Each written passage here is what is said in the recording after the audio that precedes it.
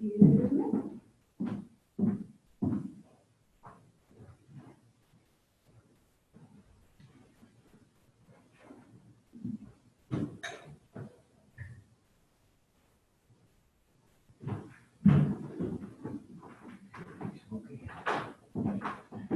Sit right here and relax in the corner. Oh, no, I didn't see it yet. I'm just gonna lay it down. Well, didn't the last meeting, didn't those guys take the box? They took the box. I didn't They think took the whole they car. take the whole thing, no. Never heard from them, though. No, I didn't win anything. No. Not that we were up for winning anything. I figured that they'd get an email from them, some sort of anything. Right. So they get on their radar. But I knew that's where you got that, so I left it there for you. Yeah, this is my Go-to. go-to spot. Yeah, we Texas. Mhm. That's why I think I said here. Yeah. I think that table right over here, I have plenty more coffee. Yeah, we're really cooking. I never ever sit in the front, I always sat in the back, but I always like being by the door. I don't like, I don't like being stuck in the middle so I'm ready to get out. I guess I got in the habit of sitting towards, no, to the front, because as a kid, I Oh, couldn't it's that. see. Yeah. Yeah, Oh, you were tall, you could I see did everything. it at my mother's funeral, I did a eulogy, and, so my college buddies showed up, and they said, way in the back of the room. So I started off by just acknowledging, appreciating that they came, and nothing had changed for 40 years. Still sat in the back of the room. Well, this is folks. Good, I mean, yeah. Yeah, it's okay for me. I mean, See, that's really nice to hear, because it's fall, yeah. yeah, got one podium coming up, hopefully, but you never did use the way down. I mean, I talked to the other agent, I didn't understand this, that, a lot of these places now use HomeWise. Yep. Which is, it's a company that holds the docks and takes care of it, so that someone's not getting that away. So now we're having fun and getting to do that. Really, I mean, if you're a far place, you get, you probably get time on the mic, but in a smaller place, I can understand that. But anyway, they don't have control over it, so she was saying she had to close next week, and she had to pay an extra $50 to get it expedited and get them here this past Friday, so they had their 3 days to look at them. Well, they're going to all minutes, make fine. Well, it's all Take racket your time, anyway. yeah. Yeah, it's all racket anyway. We have third party company. They meet right around the table, huh? We might, yeah. We were saying, oh, there's the buyer. We thought maybe the Ryan boys took it or whoever. Yeah, that's right. Did you guys ever hear from them? No, I started saying, look, they took all the parts, you know, everything. So, you know, it's taking forever. It's like, it doesn't look good to the buyer, you know. Well, of course And not. I explained to Jim yesterday, Well, it's it not doesn't help really. the seller either when they can back out for no reason. Right. Right. Raise your docs, but. Yeah, you want it to get there and then, you know, But you don't want that homeowner to spend money getting those documents until you make sure you do the home inspection process. no question, but we're past that. Yeah, And, it's annoying, I get it. and now he's ready to see the docs and you don't wanna wait till you've got 4 days before closing. You're exactly right. I was talking to my stepdaughter, she and her uncle were in LA, and they're in the process of buying a condo. And there, of course, she was asking all these questions, like, you know, again, Virginia and California, you know, well, little tonight may be a little different, but they have 17 days. Once they had to get that HOA doc, they had 17 days to back out. Yeah, But I guess- really short to me. And Yes, let me I ask you agree. this, 'cause so let's say, you're the buyer, I'm the agent, and we get the docs today at 10 o'clock. Is it Thursday, Friday, Saturday? Or is it 3 business days? Or is it, does it start, or is it 3 I think days? it's 3 business days. Is it Wednesday, Thursday, Friday, or Thursday, Friday, Saturday? Do I remember? You got them today, which is Wednesday. I think Yeah. it's the next day. Does I kind of Wednesday go count? Wednesday, I to think Thursday, it- Friday, to I Saturday. think today doesn't say, yeah, we get Monday. The day you get them doesn't really count, right? Yeah. You know, the bad part about it, I have never, ever in all time I've sold real estate, ever had anybody push on days. Because I went out for less. Oh, really? I've never had anybody do it. I've never. Uh-huh. But there's Oh, back out real from the terms, issue. because like those games with those deadlines. Right. Or the home inspection. You know what I mean? If someone's to get out, they get out. I don't care how you look at it. They'll get out of it. And if you want to take someone's, deposit, you take it to court and get it. So is it really worth pursuing it most of the time? Most time I people just let people go. If they want to back out, they're gonna back out. It's not, if they can do that. Give them the money, we walk to the next one. And back when my dad was doing it, you couldn't back out, but that's what I said. Yeah. Well, now it's too expensive to sue. Yeah. It's not worth the effort to sue. Right. Right, so now I have a radar question. Yeah. I didn't think about it, but, so, my folks are buying a cottage up at, Westminster. Westminster, well, below Westminster, but Okay. Jefferson Heights, so right before you go in the gate to Westminster, anywhere, Yeah. cottage looks right. They're attached, all that, built in 2007. I didn't go right down, I didn't suggest to them to go right down, I think that's how. Yeah. You didn't think about it, you want to do right on. And they said yesterday, no, we're doing radon because our neighbors out here in Earlsville had theirs and they had radon, come on. How come we didn't do one over there? I'm like, hey, shoot. I don't think we did one. What's the rule of thumb of when you would do one? When you do the home inspection usually. But I mean, what would make you want to do the radon? Do it every time because it's extra. Because some people want, some people don't, you just ask them. Do I always remember to ask them? No. Because I don't know. Okay, so that, I mean, I didn't ask. But is there some rule of thumb like, look, if you were built after a certain No, year? No, it can change all the time. And it could be in new construction as well. Yeah, it could be Okay. your neighbor's house, is not yours, so you just, if you can remember when you were in home inspection, you know, set up the home But if inspection. you don't do it then, and Yeah. then they get in It's not there. contingent.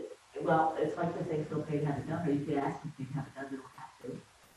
No, but let's say they close, I didn't say anything Yeah. about it, and Yeah. close, and then they go get a kit and do it themselves and go, hey, it's not radon in this place. Well, you could have had radon when you purchased it, it could not have, it could have shown up just yesterday. You don't know, I'm just saying, you don't know, you give them, I mean, Okay, so they can't come back on me and say, you're paying for the remediation. no, but sometimes you pay Well, for there it, is no so. remediation for it on it. Yeah, There is, okay. oh, you put that, yeah, you, okay, yeah. It's a thousand bucks over.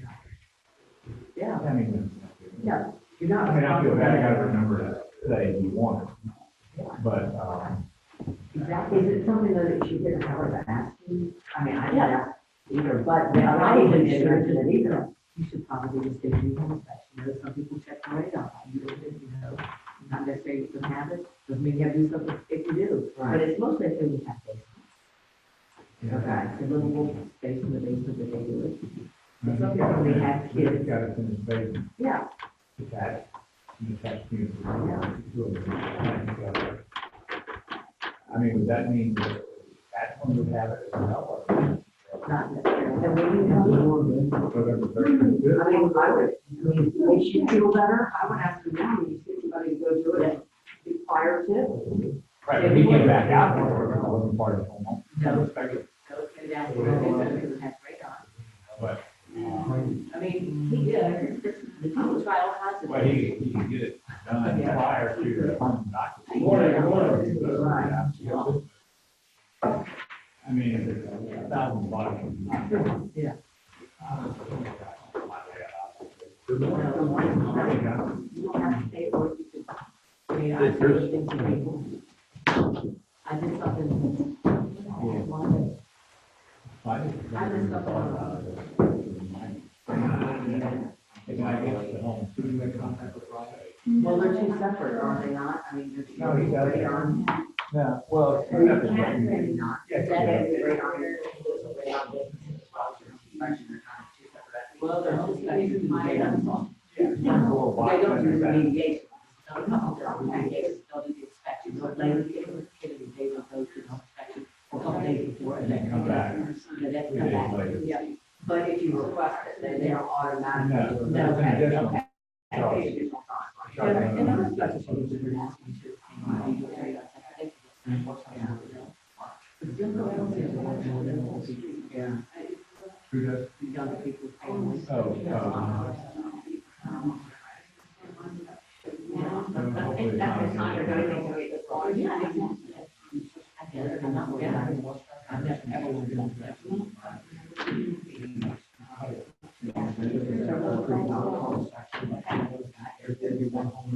Yeah.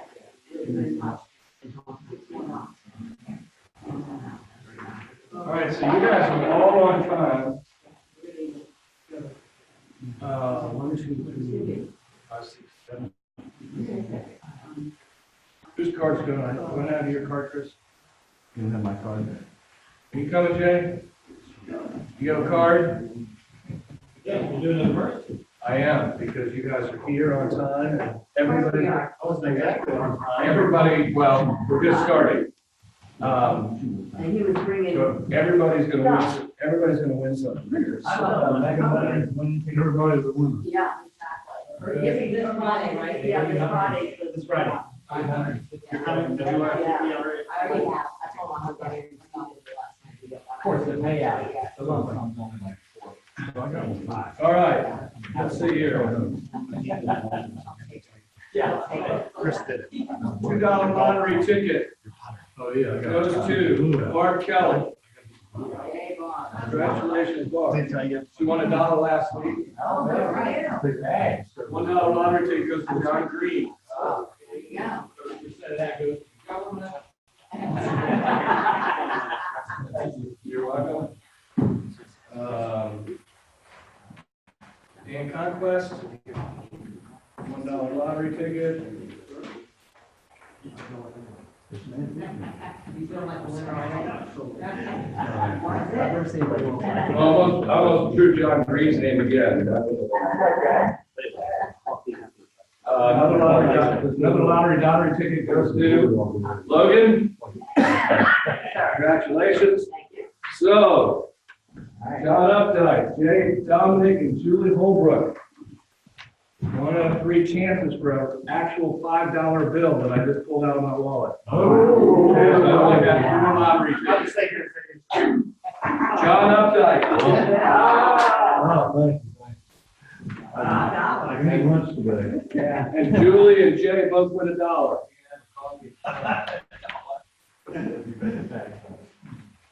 So, if nothing else, your time has been, who's your, okay. Thank you, sir. And Chris gets all sorts of stuff from me anyway, this is true.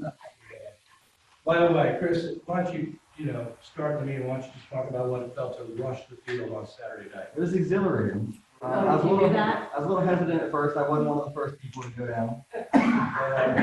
One thing I noticed down there is that the football players are not as big as you think. They're smaller than me, most of them. I was surprised to see that. Oh, you didn't pass the line. The linemen don't count. They're giants. But the rest of them, young. Very young. Yeah, they are. No, he's not. It really was a phenomenal game, and I don't know if any of you saw the daily progress on Sunday morning, but the picture they caught with the basketball team on the field in the midst of all that with the players, said so much about just what it's all about. And I said early on, John, talked about it before the game, that it was a huge game for them because they had so many recruits in town, both in football and basketball. And for those recruits to see not only us win, but just the, not only the exuberance of fans and stuff, but the way the athletes are for each other. And anyway, it was pretty cool. I did not go down on the field. I did stay for the end. Updike, I think, got to his seat about 2 minutes before the first half ended. Because we had to clean up the tailgate. That's right. Updike has an undefeated tailgate going. I wish I could be his child, because Julie had about 20 of her friends there, and they had a great time, but none of them went to the game. They just had a tailgate and then said, okay, bye, Mom and Dad, and left for They went to the sprint pavilion. John and Sanders. They went to the sprint pavilion for an alumni reception type thing. But anyway, seeing all those people down there was pretty extraordinary. And then yesterday I had an opportunity, we'll talk about this a little bit in a minute in regards to Todd Gower yesterday morning, but in the afternoon I got a chance to, I got Todd invited to speak to both the men and women tennis teams. So they all met together, and Andres was very interesting. Andres, the head tennis coach, after Todd got done, talked about the specialness of the University of Virginia, and he talked about, sorry, too late, we already gave away all the Cash prizes. Thank you for being here. We're very happy to be here. Yeah. I just decided that I was going to reward everybody who was on time, so we did the giveaway a little earlier. Good goal. But he talked about President Ryan. And he talked about President Ryan deciding between whether he's going to go to Harvard Law School or UVA Law School. And he had the opportunity to go to both. And what he did is he listened to, obviously, both situations, but then he contacted alumni at Harvard and said, why should I go to Virginia? Why should I go to Harvard? And because he was leaning toward Harvard, just with the prestige of it, I'm graduating from Harvard Law School. He came to UVA's law school because the alumni said it was the greatest experience they've ever had. And even though they didn't go undergraduate here, when they retired, they would come back to Charleston.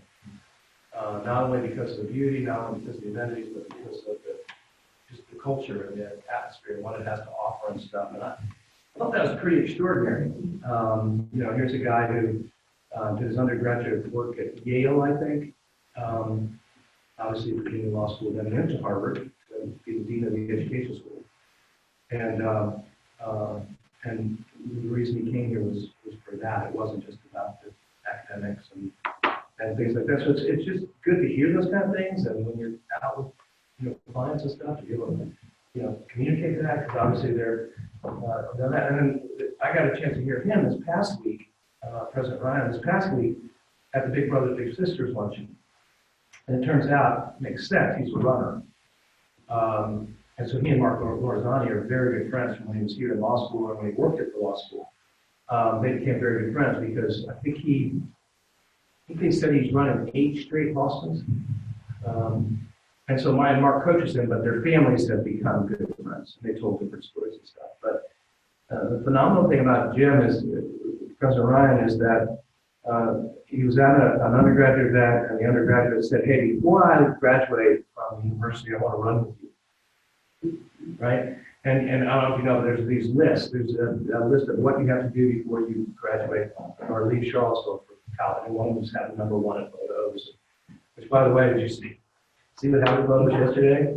The poor older man had his car and drive, hit the gas, and realized that he was going the wrong way and freaked. And instead of hitting the brake, he hit the gas more, went right through the fence and onto 2 cars in the English Inn. I mean, literally pancaked 2 cars. Thankfully, the man wasn't hurt, but can you imagine checking out the hotel and walking out going, "Holy, what happened to my car?" But that truly, that happened. But anyway, one of the things that's been added is to run with President Ryan, because he's a runner. So a week ago yesterday, I don't know how it went yesterday, but a week ago yesterday, he said to these 3 people, "Well, just meet me in front of Madison Hall at 6:30, Tuesday morning, and we'll run together." I forget, a 3-mile run or something. 120 people showed up. They've done it a couple of times. Well, yesterday was the second time. I don't know how it went, but next year it was even bigger. Maybe what'll happen is it'll get bigger and then it'll, fly back down. But 120 people showed up to run the president, so, and, news coverage and all that stuff. But, exactly. And then, I think I even did show the video of the business meeting a month or so ago where he's out interviewing first-year students. So what do you think of this new president, whatever he had an hat on and he's a pretty extraordinary guy. And I was in another meeting earlier this week in regards to some stuff going on in the city. And we found out through some people that the university is trying to figure out how to engage the community more, especially engage younger people and make them understand that they have the ability, they have the opportunity to go to the University of Virginia. Because so many kids in Charlottesville think, "Oh, I couldn't go to school," which in fact is not true.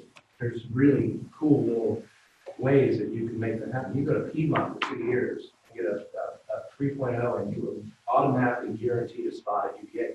And interestingly enough, they don't have enough.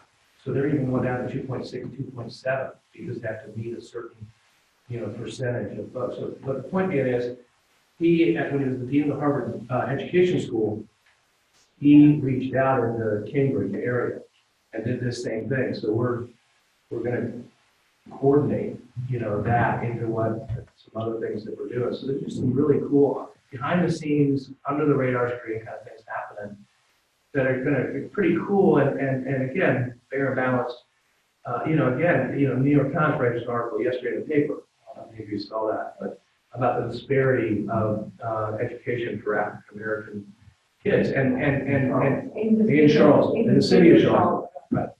And even though the facts were true, interesting enough, Rose Atkins wrote a counter letter to that saying, look, we do have issues, but what you're doing is you're taking 25 years of information versus the last 10. And she talked about 25% increase in graduation rate. I forget what the percentage was as far as achievement, as far as the national scores. The things that they've done in the last 10 or 12 years have made a big difference. Not there yet, but instead of just it's miserable, yes, there's challenges, but there's things that are happening, and there are even more things that are happening that I think ultimately will make a difference. So anyway, she did. I think the same goes for UVA too. After all that white supremacy stuff, August a year ago, it's almost like it wiped the slate clean and said, oh, it's Charleston. Yeah. But they don't understand most of those people are out of town. And the university here has made a lot of strides as well. Absolutely. Yeah. Absolutely. In fact, I just happened upon it. A few months ago, I went to racial reconciliation and the role athletics plays in it or something. It was a panel. It had Chris Long on it. It had Akil Mitchell, the former basketball player, Carla Williams, the athletic director and professor in the social studies area at UVA. But it was in the building across JPJ, what they call the South Lawn. I can't remember the name, but did you know that they have they've taken an old slave cemetery, and they have created a monument, and it's right there on the corner to the left of the building. I just happened to find it coming out, and it was really meaningful just to walk through it and read. And it turned out that piece of land was owned by an African American family that handed down over the generations, and ultimately the university, as they have a tendency to do, were able to put their hands on it and created the South Lawn. But if you ever have a chance, I don't know where you park. That's the problem. But there is a parking place. If you turn right on Brandon, you're going down JPA. If you're coming from the hospital, you take a left on Brandon and go down, and the building's on the right. But down there's a parking lot. But if you ever have a chance, you have half an hour parking there and go up there. It's pretty cool. And those are the kinds of things that are happening, like you said, John, to own what's going on there. So anyway, yeah. Will the goalposts happen on Saturday night? Chris, did you get on one of the goalposts and try to tear it down? I don't think there was. I didn't notice that happen. Interestingly enough, I have a friend that when we beat Florida State back in '94, was it 94? A friend of mine, Clyde, had a picture of his son up on the goalpost as they're bringing it down. He ended up being visited by the FBI because somebody stole the ESPN camera that was up on that goalpost. And that must have come down, and so they took it. But because there was a picture of Jonathan, David Turner's son. Oh, really? Yeah, a picture of Jonathan up on this goalpost. The FBI visited their house and said, by chance you have a camera that you might have mistakenly removed from Scott Davis. It turned out it wasn't him, but anyway. Okay, just a few things that I wanted to, I had a feeling that it would be a little bit smaller this morning, especially because so many of you were able to go to the Todd Donner event yesterday. And I'm just sending out an email. For those of you who know, Gabby's son has been real sick for the last couple of days, having significant migraine headaches. So they came out of the emergency room at like 3 o'clock this morning. They've been there all day. Went home about 3 o'clock this morning. They're not sure exactly what's going on, but his eyes are swelling. And so, lift up a prayer for her. I'm sure she'd appreciate it. But she has an email from me that she'll forward out once she gets back with the feedback from the Todd Donner thing yesterday. I asked agents to, not only from our company, but from other companies that came, to just email me their thoughts, and so you'll be getting this, but and we'll read through it because you're going to be getting it. But it really was a very meaningful. Morning. Barb was there, Logan was there, Jay was there. Maybe you guys just talk about yourselves real quick. Just, I mean, I know, just whatever comes to your mind in regards to what you took from it. Well, here's what I take from those types of things, and Todd especially is, geez, I sort of trudge through the day, stuff like that. It's really good to attend these types of things because you really get lifted up emotionally and mentally. It's kind of like reading a good book or listening to something good on tape that's motivational. So I think anytime you have an opportunity to listen to somebody, especially of his caliber, it helps you motivate. It picks you up and energizes you for a while. I mean, I left there really, right from the get-go with the standing up, shaking hands, hugging somebody and stuff like that. It's all true, the oxytocin and stuff like that. So I started my day really well, and in much better spirits than I would have been had I not attended. And I think that's important to stay motivated and get recharged every once in a while, something like that. Yeah, it was interesting. What he did was get all to stand up for a long time.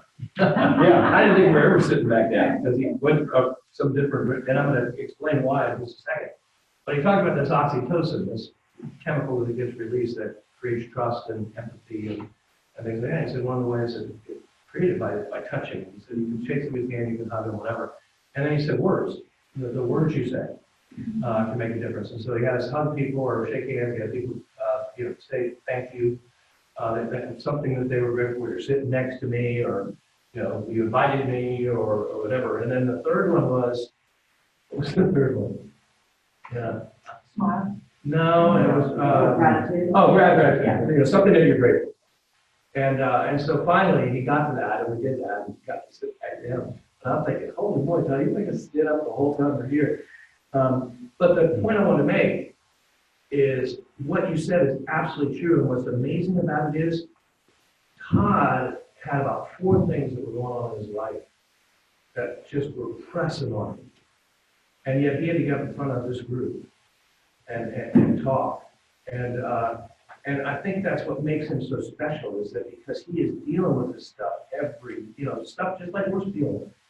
But the fact is that when he puts it in the right frame of mind and he gives himself in the right thought process, he can move and do what he does. That's his job, right? Whereas our job is to go out and generate leads or care for a customer or a client or whatever. And we've all got stuff. We've all got stuff going on. And what am I going to do to fight through that so that I can? And the point being is, and this won't come as a surprise as to why Todd and I are friends, and why I think Todd's great to have to listen to, is he's all about what is your purpose.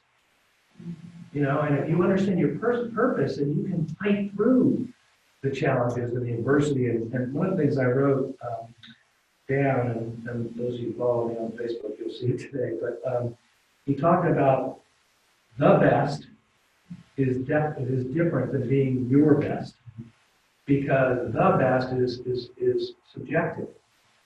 Who's the best realtor? Who's the best real estate company? We all know who the best mortgage company is, of course.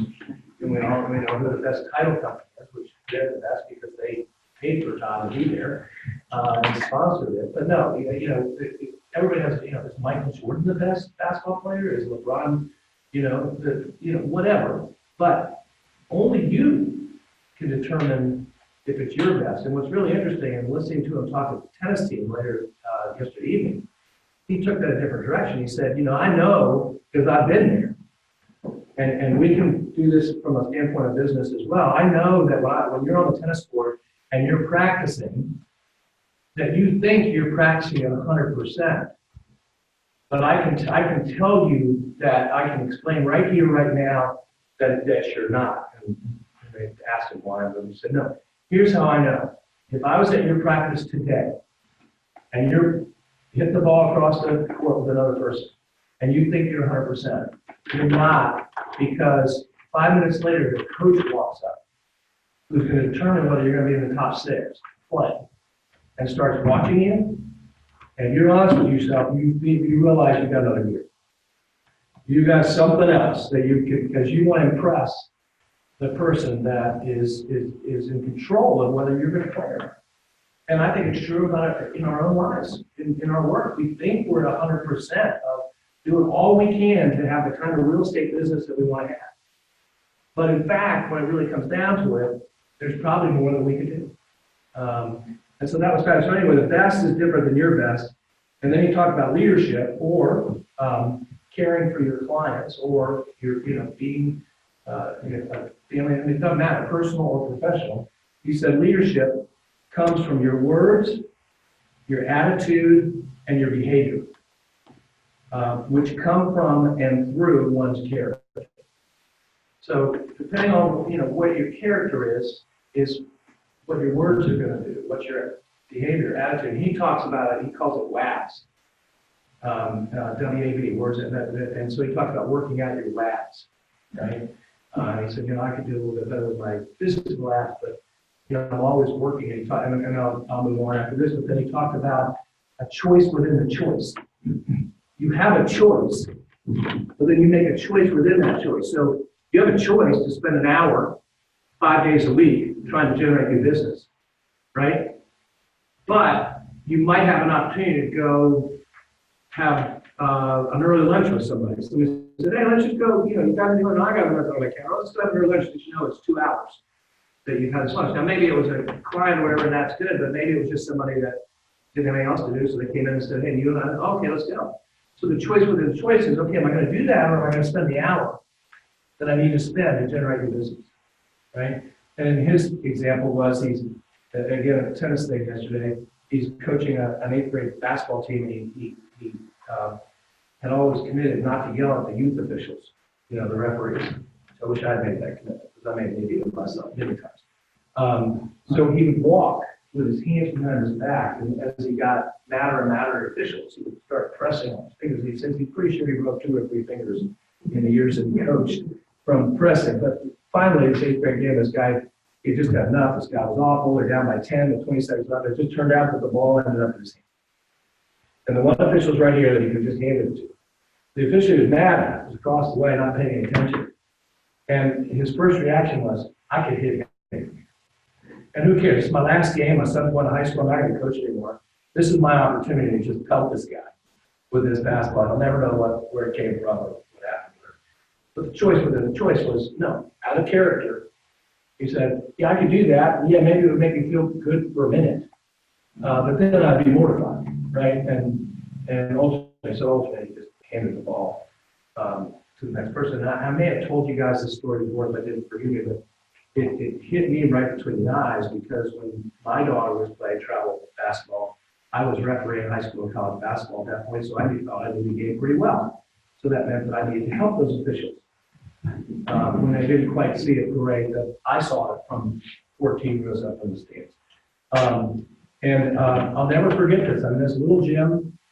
My daughter's playing. I'm helping this official and helping this official. And I don't know if I really don't know if God just put a megaphone so I could hear it, or if the person said it loud enough, but this nice older woman, probably my age now, she looked really old now, said, that guy down there is a real jerk. And then that thing went in my ear and just exploded, and I turned bright red, and I just was mortified because of the example I set. Well, interestingly enough, the next night, I'm the chairman of the board for the Northern Virginia Fellowship of Christian Athletes. We're doing a fundraising banquet. And I'm at the McLean Hilton with 800 people in the room. And I stand up to welcome everybody. And I go, in my head, I go, oh my gosh, what if that woman's in the room? What is she going to think about this organization? I mean, this guy, really? And so it changed my changed my words, changed my attitude, and definitely changed my behavior, because I was mortified by it. And interestingly enough, I was telling John in the kitchen, I got a chance to hear Tony Bennett last night. He spoke at this legacy event for the first team. And he was awesome, but he was so honest. He said, I know I'm the basketball coach, and I know people came to hear me speak, I shouldn't be here tonight. And this kid, Austin, had just spoken about what First Tee had meant to him and how it changed his life and his words and his actions and behavior.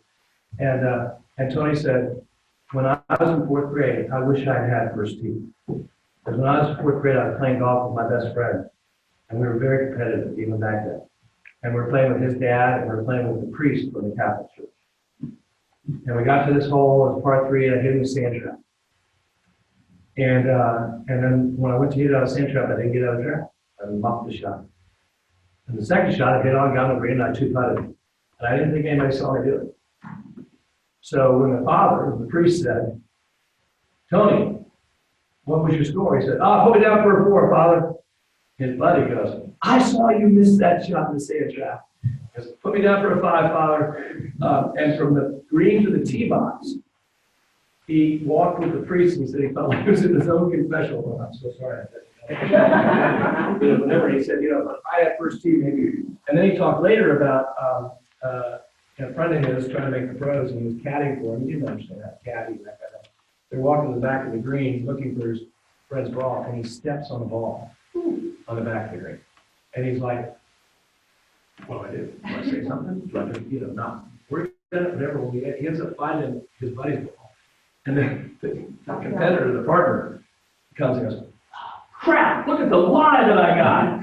And Tony's like, he didn't know the rules well enough to know what he should do, so he didn't do anything.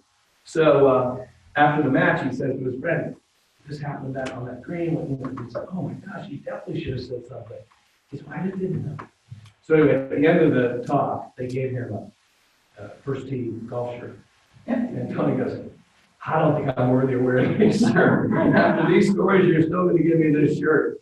But the point being is that obviously in those places, character wasn't quite good enough to allow the words and the actions and the behaviors, to go along. So the other thing, just again, to learn to speak truth into your life and not to listen to the world around you. The world wants you to think certain things, and you need to know your purpose and what it is that you're trying to do. So when other people are trying to distract you, say, oh, that won't work, or, whatever the case may be, no, this is where I'm going. And I think what we get, as far as our company is concerned, is that part of our purpose has to be in developing relationships. The thinking model, and just the way you guys do your life, it's about creating relationships, and in those relationships, you make a difference. And at the end of the day, at the end of we get older and whatever, relationship is really, what it comes down to. So anyway, Barb, Logan, anything you guys want to add? Well, I did not remember his name, but I remember him being here 2 years ago, and that, hearing him then has stayed with me for 2 years, and so then discovering it was in person, oh my gosh. But just, the heart, from the beginning, he talked about skill set, mindset, and heart set, and really challenging us to see where our heart is. That's the same thing that has been running and explaining, telling my husband about the hour and a half we spent with him. And that's one thing that just keeps running through my mind is whether it's, as he started off, whether it applies to athletes, it applies to any and everything you do. Yep. And that's why I put up here at the top, skill set and mindset are important, but heart set is critical to your success, because you can have all the skills, you have the mindset that I'm going to do it right, but if your heart's not right, if your heart's not for the people, if your heart's just about the deal, going back to relational versus transactional, right? There's a disconnect. I mean, if your heart's right and your purpose is where it needs to be, you just are able to fight through things. You can fight through other people not doing this the right way. You can fight through this and that because your purpose is to serve. Your purpose is to give the best service you can get. So anyway, look for this testimony. If you Google Todd Garner, Lead for God's sake, there are probably videos of it. I'm guessing. I've never looked, but I'm guessing. I'm sure there is. Yeah, I'm sure there is. But just so grateful for him. Darden had him in to talk about leadership. So he did a leadership class last night. He's teaching over again a small class today. But he also left the meeting yesterday and had an hour and a half with Tony Bennett. Got an hour and a half this morning with Brian O'Connor. he truly transformed Brian O'Connor. I mean, not Brian Bowen. Brian Bowen will tell you that especially the last 3 national championships were because of Todd Connor. Because he changed his mindset and got him to understand, where is your heart? Is your heart in thinking that, it's about the trophies, or is your heart about giving your kids the best? Because if you can give those kids the best and let them know that you are going to give them the best, it releases them to do the best. And he absolutely, you talk to players that played for him 10 years ago versus during this, and it night and day, night and day. Anyway, so real quick, September was a good month, given just the market that we're in. I want to talk a little bit about that. We did over 20 million last month. Our surveys continue to be stellar. We're up to 89 surveys in, and 88 of them rate us excellent, very good, so we're up to 99%, which is phenomenal. Listings, that needs to be our focus. Listings, we just don't have enough of them. We've done better in July and August. We didn't have a great listing month in September. Hopefully, not only are we gearing up for listings right now, but really start to focus in on people listing after the first of the year. We've talked about it. Chris has got postcards that you can put out into neighborhoods. He's got a copy of one right in his hand of postcards that you can send out, talking to people about now's the time to be thinking about selling. They work. Where they really work, though, is if you're intentional about a particular area. It's not about sending it once. It's about sending it again and then finding ways to meet the people in those neighborhoods so they know who's sending them to them. Again, relationships. It's about engaging the people and having people know you. And it's not just, once you meet them, this is a great time to think about doing that. Toward the end of the year, you can send one of these things out now, and then a month from now, just make a commitment over X amount of time. You're going to knock on every door and hand them the end of the year sales summary. Hey, I'm Julie Holbrook. Hopefully you've gotten my postcards, couple postcards, and say, thought you'd be interested in knowing what's going on in the neighborhood this year. If I can ever help you in any way, let me know. That's all it is. It's hit and run. You're not trying to go in and have lunch with them. You're just, trying to, make that contact, because I promise you that from now on, if they get something from you, it's different. Especially if you follow that with a personal note. Hey, it was great to meet you today. I can never help you in any way. Please let me know. But it really is, it's never too early. Never too early to be planning for people wanting to put their houses on the market after the first of the year. And quite honestly, in certain parts, inventory is low, and so it's not a bad idea to put it on the market right now because there's not as much that you're competing with.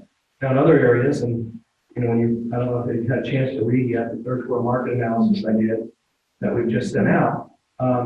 Things are changing. Market is shifting, and you need to be wary of that and understanding of that, so that you're not giving people. You give an opportunity. As an example, you take the Rugby Avenue, Rose Hill Drive neighborhood. If you had an opportunity to list a property in there right now, what you would say to them today is very different than what you would have said to them 6 months ago. Because 6 months ago, it was frenetic there. That, thing came on the market and it sold, or it didn't even come on the market and it sold. And now there are properties that have been on the market there for a couple months and still haven't sold. And so if you're going back here with this back data and said, oh, you can get $700,000 for this house, they may not be able to get $450 for that house. But 6 months ago, there were 2 or 3 that jumped out right away that people thought, whatever. So you really got to understand.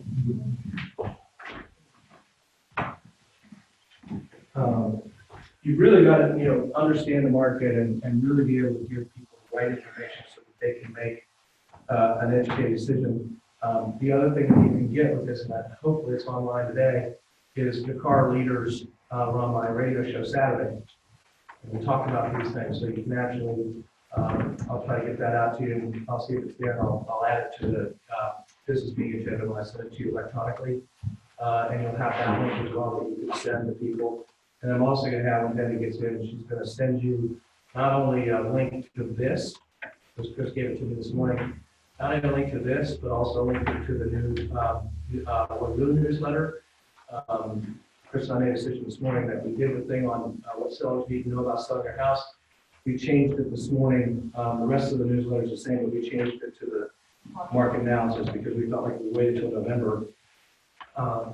It'd be, outdated news. Yeah. Yes. I'll send it up to them. Thank you. Yeah. It's very useful, especially for sellers who are speaking on behalf of the house. Right. You mean the newsletter or just the? The market data. Okay, I can turn And the newsletter, I mean, I can do both. I have. I appreciate So it. why don't you just send both of them out as a PDF? I'll do that. Very helpful, thank you. But from a sales standpoint, man, when you see Matthew, congratulate him, 10 contracts in the month of September.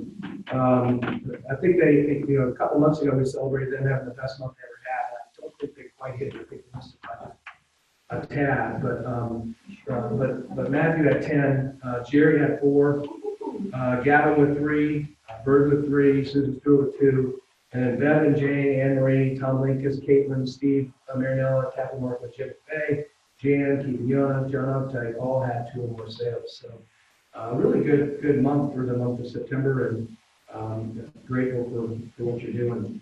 $20 million sold, closed, closed. Yeah, all those numbers are closing unless you see pending. And that's the place that is the concern, that when the market report came out, the pending sales were less than they were the month the year before at the same time. And as we know, pending means they're closed in 30, 45 days or 60 days, and so which means they become part of the fourth quarter market report. So if that doesn't change, then you may for the first time in 2.5 years, you may see a decrease versus an increase in number of sales. And I don't know about price. I think price is pretty steady, but you might see a decrease in number of sales, and you might see an increase in days on market. If what I'm seeing is true, although you will tell me, it seems like the last couple, 3 weeks, things have gotten a little bit more busy. Yeah. But again, if you track it by open houses, some are just, Dan, you just had one of the best open houses you ever had Sunday, right? How many did you have? Yeah, well, obviously. 9. And you had held it open 2 other times? Good. With not that kind of traffic? Yeah. And did you do anything different? No, advertised same way. Was it near a Parade Home site? Wow. Wow. What price range? Are you in Mill Creek? So you want to see? Across the street here, oh, Oh, okay. What's it listed at? It's a 3. Yeah. So that's another great I example. have the same thing. And the same price range, on the other end, and I had 3 people show up. And interesting enough, it was 2 investors and 2 first-time homeowners. And now the Belvedere. Yeah, that was Yeah. investors were interesting. And in Nicholson, there was a tremendous amount of trip, but just can't get a buyer, right? I mean, I'm stunned by that. I mean, that was an open house that was done very well around the Parade Homes. And there were people through that place, when I was there. Saturday and Sunday. Yeah. And yet just can't get somebody to pull the trigger on that.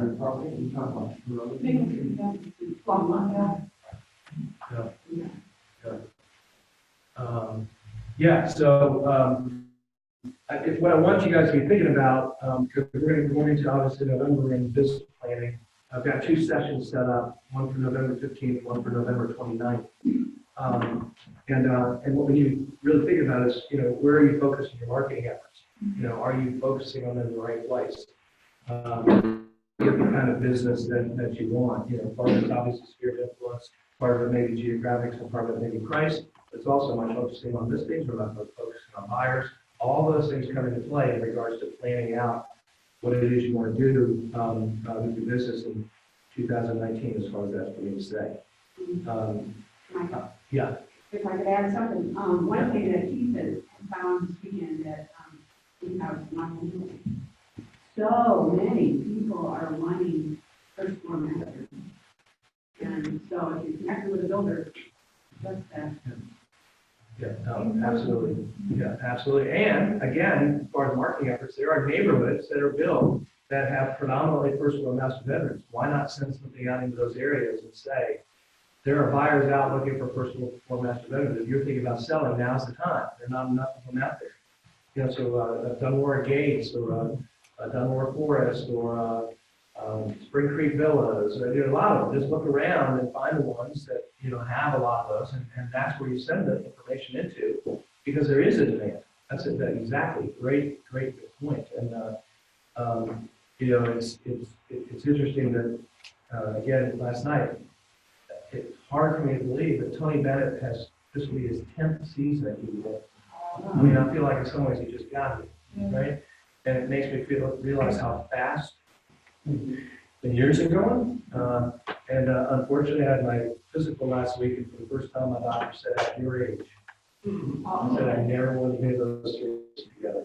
At your age, you need to do this, or at your age, you shouldn't be doing this anymore, at your age. I said, Mark, I heard you. I don't want to hear at your age anymore.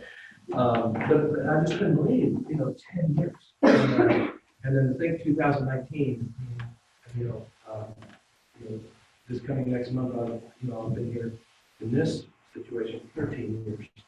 In some ways, I still feel like I sort of just got here. I saw Ken Elzinga, Dr. Elzinga yesterday, the economics professor, and at the tennis thing, and he just happened to be sitting next to me, so we did the thank you and gratitude. And he said, I'm just so grateful that you came back to Charlottesville. And it was like he was saying, I just got back, you know, versus I've been here X amount of time. But anyway, time, you know, just flies. So, and same thing, we'll be right here a year from now, we'll think, where did this last, you know, so, you know, planning, being intentional, being proactive in regards to how you spend your time is just so critically important. Okay, let's see here. We've got coming up. What I got here. Oh, Chris, speaking of market, ask Chris to talk a little bit.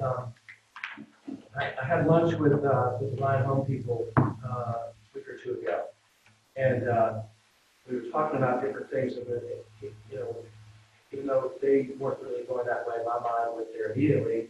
The builders are really trying to have people come to the model without you.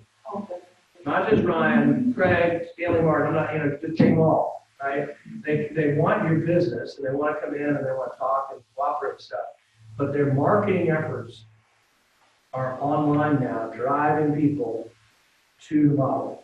Ryan's doing this VIP thing with these new communities where you have to sign up to even have a chance to have an appointment over the weekend. And so I came back, and I sat with Chris, and I said, Chris, all I could hear in this conversation was, we need to be in that space with them.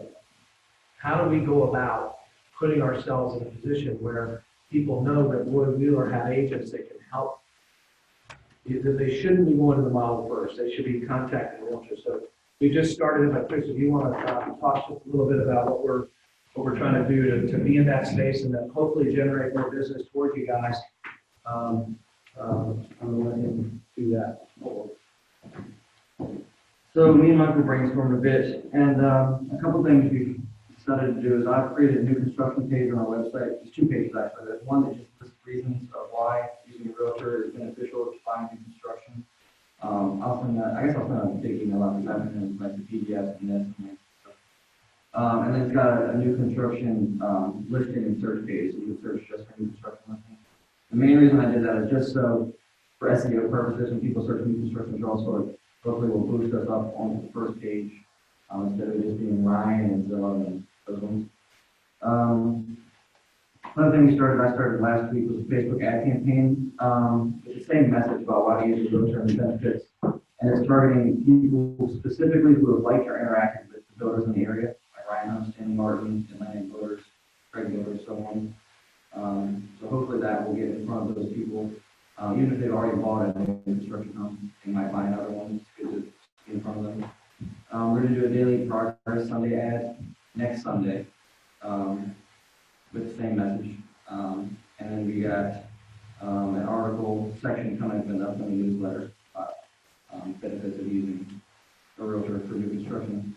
All of them is trying to get in front of people and show them that we can have negotiate, with more, power. We have a realtor side, or on your side, when you're, looking for new construction.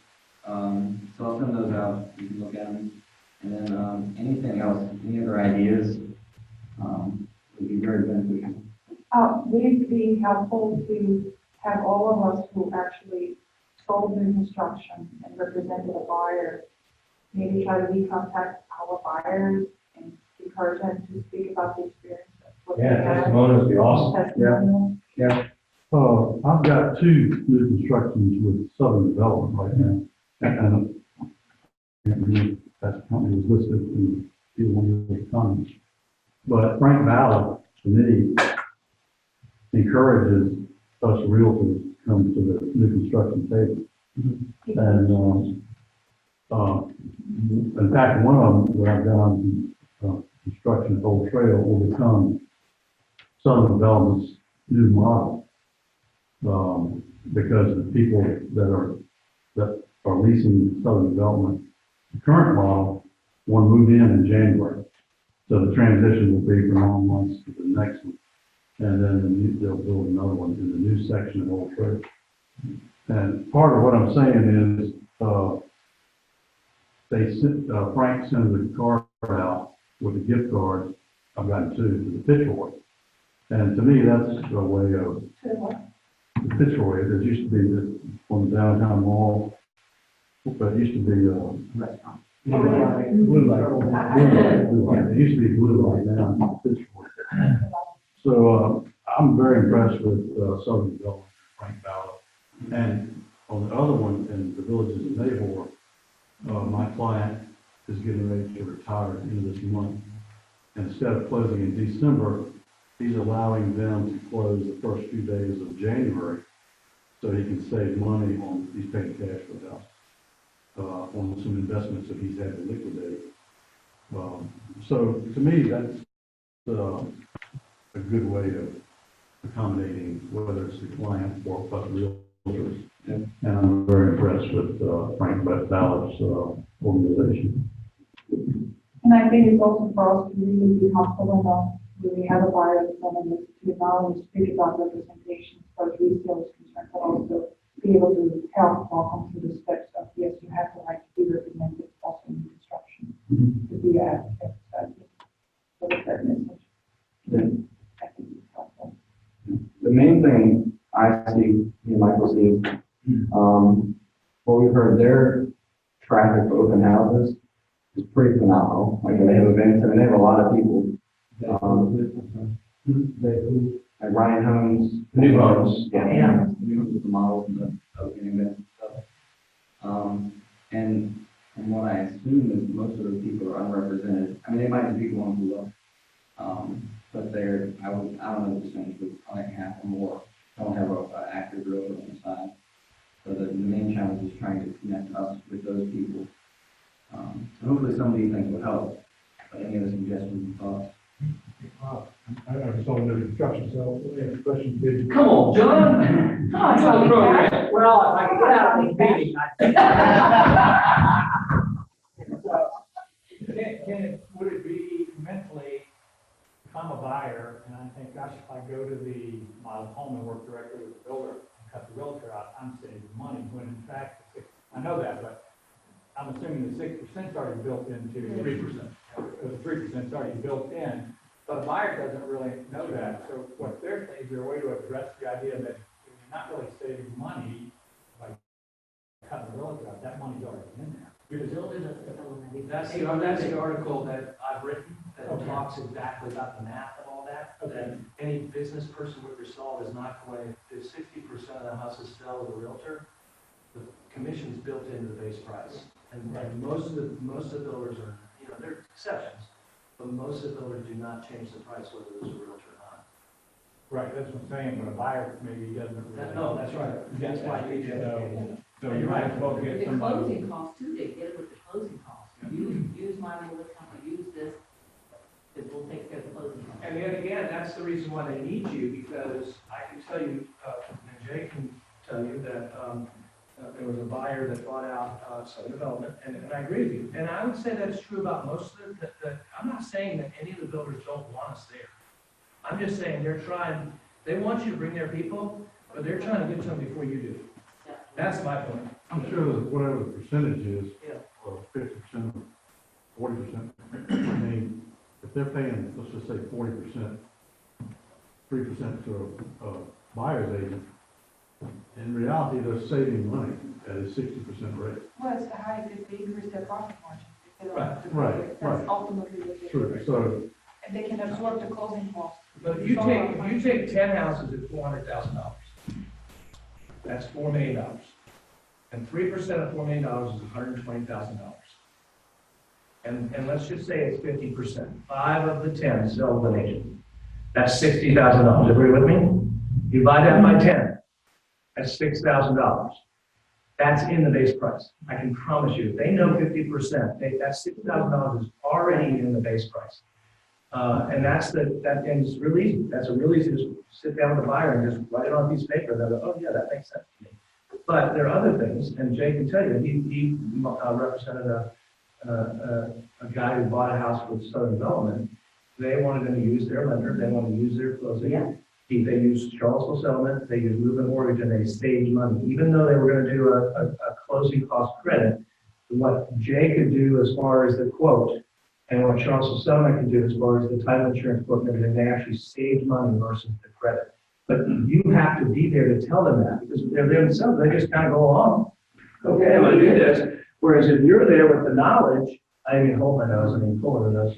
But if you're there with the knowledge and say, you know what, it may be a good deal, but let's get you with a couple people and let them work the numbers and then see, because what oftentimes happens is that, and I'm not going to mention names, but one of the builders' lenders, yeah, they're giving closing costs, but the interest rate's an 1/8 or 1/4% higher than what Jay could do.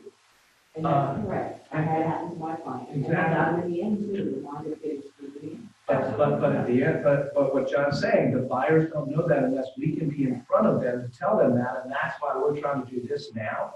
The other thing I'd encourage you to do, I think it's a great idea, you know, about the testimonials, and get those added to get them added to your agent profile on the website, because that's going to increase your search engine optimization for new construction.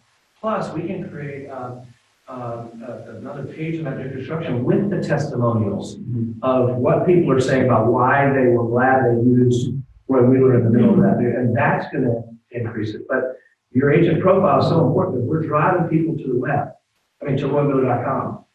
And then it's up to them. They go onto the agent directory and and I can tell you it's happening because agents are telling me that the reason I got this piece of business is because they went to roybuilder.com and they read about me and they said, this is the kind of person I work with.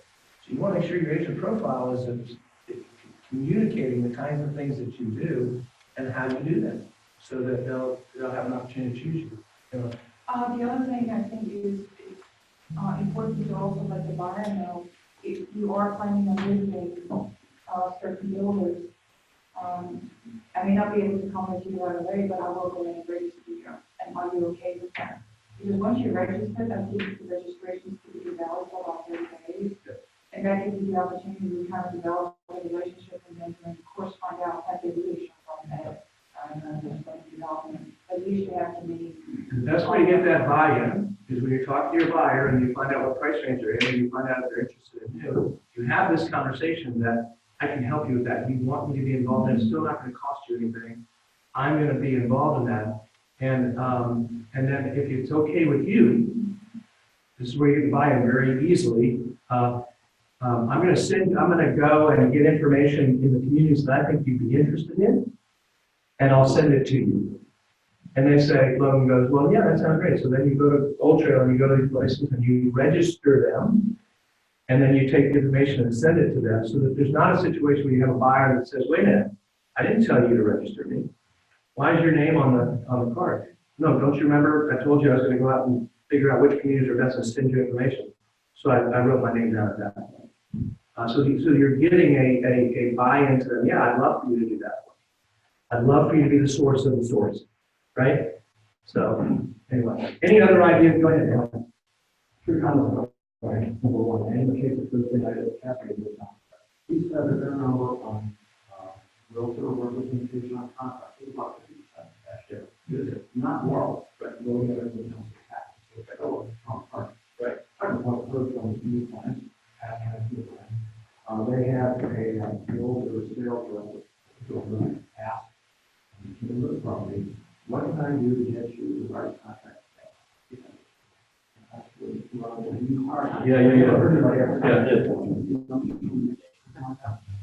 And the third point, over in Carnival, last week, they built a rep staff, the conversation about real parts, meeting roles, not otherwise, this press was, you know what, like a lot of people come into my model, they're older people, they walk multiple times, you don't think they need it. That's part of it.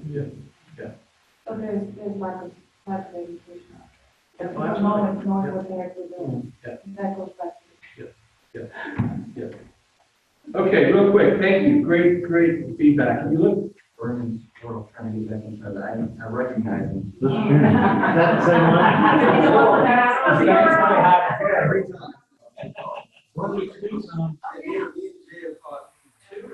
And you were there. I caught one in hot by myself. Let's catch them a different way.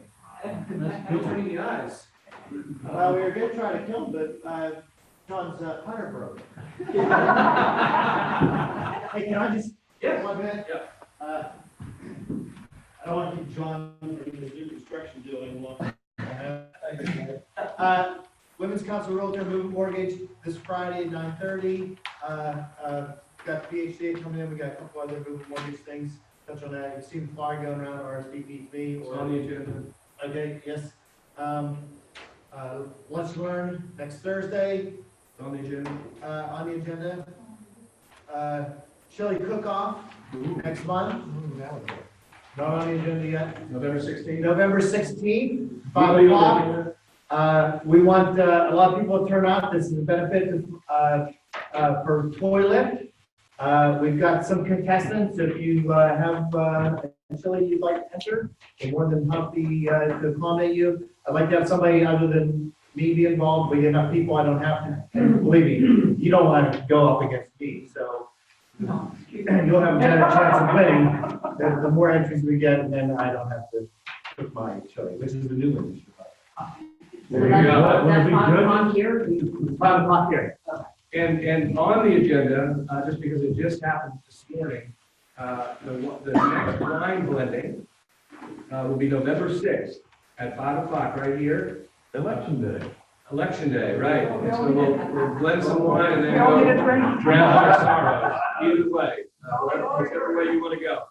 But November 6th, 5 o'clock. That's right. It's a blast. For those of you who haven't been here, it's a lot of fun. We literally take a bunch of different reds and we blend our own wine and choose together as to what it's going to be. What time is it? At 5 o'clock on the 6th of November. It's on the calendar. First Michelle, did you say? Prince Michelle again, yes, And I'm thinking, if, for those of you who are fairly new, we still have a few bottles of the 2018, 17. And so if you have a housewarming, you need a housewarming gift or something like that, I think it's $16 a bottle. $14.50. Is it? $14.50. $14.50, sorry. It's really good. Dottie and I, we use it, we go to, it's always part of our, we're going to, something at somebody's house, we always take a bottle of that and Dottie cooks some of the pecans or something else to go with it. And one, people have said they really enjoyed it, but two, as long as the party's going on, your bottle's right there with Roy Wheeler on it, just another way of reminding people what you do. So if you've got, some people that you want to do a housewarming or getting around Thanksgiving or whatever, you want to do something, catch up with Chris. There's not many left, but I think there are a few left. I'll do it, Jim. Yeah. So keep that in mind, and then you can see under the other things, Hope's legal update class next week. I actually, speaking of Southern Development, will not be here next week because I got invited to go on their Mexico trip.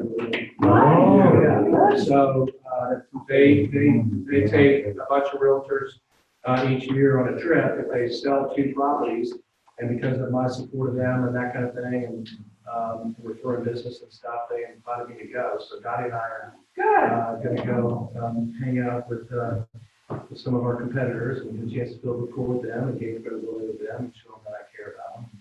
So if they're not happy where they are, they might be able to come to the promised land. But anyway, so that's, I'll be back late Thursday. Where in Mexico? Cancun. Okay. Never been there. And I mean, it's great. I got to think about the other day. We've been there for 2 days. I mean, leave it Monday or come back Thursday. That's a long way to go for 2 days, but Don't go downtown, stay in the hotel district. I just felt, I'm really, truly just doing, I mean, I'm happy to go, but I'm really doing the networking. So, anyway, thank you guys for being here. Oh, go ahead. Excuse me, one more thing, for being introduced, I have to say, during the blade season, last 6 weeks, in order to figure out what we're gonna do for the rest of 2018 and 2019, I will be at 8:30 every Monday morning and followed by peak class. I'll add that before I send it out. Which will hopefully graduate. And also, Michael, December 4th is the vote predictions by Brian McKinney, which is a nice seminar. Yeah. Nice thing. I actually was on a broker advisory council conference call with them yesterday, and they're coming out with a brand new training thing after the first of the year. And I'll get you the notice of that, John, so you have it. But it's a whole new 3-module. So they're going to keep peak producers going because I think it's important, but they're going in a new direction that, because they feel like they need to revamp it. So I think it's going to be coming out after the first of the year. All right. Thanks, guys. Have a great day. You sell a new house, John. Oh, wait. As soon as you leave here, just go gather around Mary's house. She's a really gold star.